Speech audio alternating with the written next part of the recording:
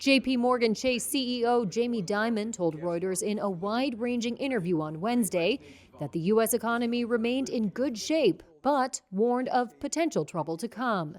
Inflation may not come down like people think. Rates may have to go a little bit higher.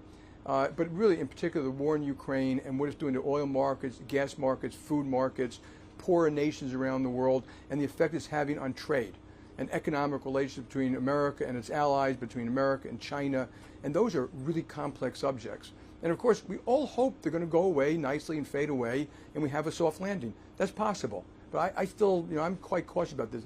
Dimon said these elements are the most volatile we've seen since World War II.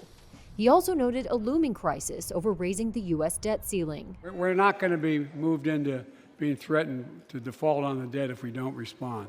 In his address to a joint session of Congress on Tuesday, President Joe Biden urged Republicans to raise the $31.4 trillion debt ceiling, which must be lifted in the coming months to avoid a first-ever default. But Dimon said the economy can be damaged even before a potential default. Then there's an actual default. An actual default is potentially catastrophic. We cannot have a default. You can play fire right up to close over here, but please do not have a default. That would wreak permanent damage on America and its future, and it could destroy its future. Another high priority, Dimon said, is maintaining international relations, particularly with China, as tensions soar after the U.S. shot down what it called a spy balloon last week.